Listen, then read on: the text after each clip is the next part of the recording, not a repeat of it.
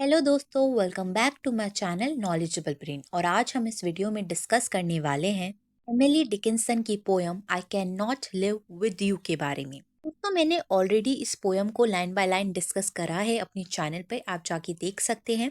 अगर आपको वीडियो ढूंढने में कोई दिक्कत हो तो आप प्लेलिस्ट में अमेरिकन लिटरेचर की इसको देख सकते हैं। आज इस वीडियो में हम इस पोयम को डिस्कस करेंगे, इसकी समरी को डिस्कस करेंगे। ये बिना देर करे वीडियो की शुरुआत करते हैं। दोस्तों, I can not live with you published हुई थी 1890 में। इस पोयम में एमिली कम्युनिकेट कर रही है, कोशिश कर रही है कम्युनिकेट करने की अपने लवर के साथ इस पोयम के माध्यम से। और वो एक कंक्लूजन पर आती है, वो दोनों एक दूसरे से अलग ही ठीक है, क्योंकि एमिली को लगता है कि जो उसका लवर है वो ग्रेट बीन है, वो कुछ भी कर सकता है। वो हेवन की ओर चला जाएगा जब उसका वक्त आएगा, जब सही समय होगा। दोस्तों, इस पोयम का जो रिजल्ट है वो एक टेंशन दिखाता है जो एमिली की ड्यूअल अंडरस्टैंडिंग ऑफ लाइफ से अराइज हो रही है, क्योंकि उसका ये मानना है कि उसके बिलव्ड के साथ रहना उसके लिए पॉसिबल नहीं है। उसको लगता है कि वो एक लाइफ कहलाएगी, it would be a life, और लाइफ जो है वो इटर्नल है। उसकी चाबी जो है चर्च सेक्सटन उनके पास है। उस चाबी को रखते हैं लॉर्ड टेबल नेकल के पास।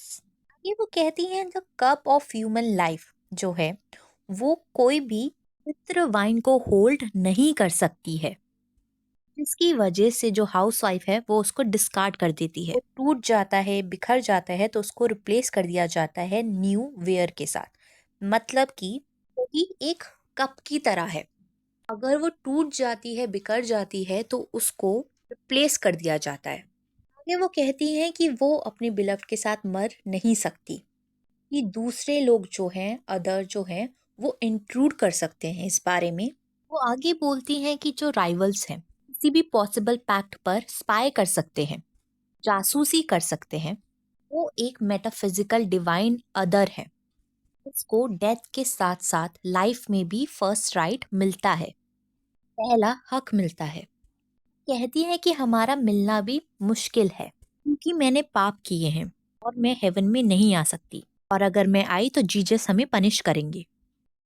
मीनिंग को समझाने के लिए पोएट ने यहाँ पे ऐड कर है स्टेजेस ऑफ क्रिश्चियन एक्सपीरियंस, जो कि है लाइफ, डेथ, जजमेंट और रेजरेक्शन। रेजरेक्शन का मतलब है coming back to life after death.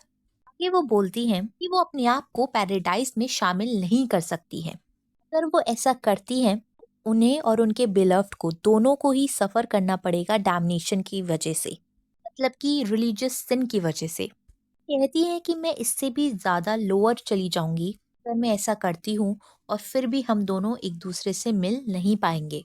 दोस्तों, ये पोयम एक कपल की पोयम है, होपलेस लव स्टोरी के बारे में है। ये कहीं ना कहीं एमिली की रियल लाइफ से रिलेट करती है, क्योंकि एमिली का एक रिलेशनशिप था एक आदमी के साथ। ऑल्दो उसको एज अ रिलेशनशिप नहीं दिखाया गया उन्होंने कभी भी, वो बस एक फ्रेंडशिप जैसा था, मोर देन अ फ्रेंडशिप थी वो। लेकिन उसके बाद भी उनका एक कनेक्शन था उस इंसान के साथ। जब वो इंसान इस दुनिया से चला गया था, के बाद भी वो एक कनेक्शन फील करती थी। उन्होंने कभी शादी नहीं की, वो हमेशा आइसोलेशन में रही। कंप्लीट आइसोलेशन में उन्होंने अपनी जिंदगी बिताई थी। उन्हें अपनी बेस्ट लाइफ को गिव अप कर दिया था, क्योंकि वो चाहती थी कि उनके लवर को बेस्ट लाइफ मिले। वो अपने बिलव्ड के साथ नहीं रह सकती थी, इसी वजह से वो मरना चाहती थी। वो जानती थी ये सब करने के बावजूद कि जो इमोशंस हैं, इमोशनल प्रॉब्लम है, वो सॉल्व नहीं होगी।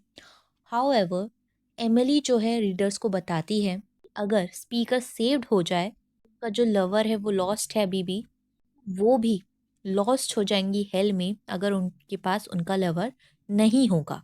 तो वो कहती हैं कि अगर हम दोनों सेफ हो जाएं, उसके बाद सेफ होने के बाद हम सेपरेट हो जाएंगे, तो सेपरेशन भी उनके लिए एक हेल की तरह ही होगा। This is why her lover can not live in hell with her. I hope आपको समझ में आ गई हो स्टोरी।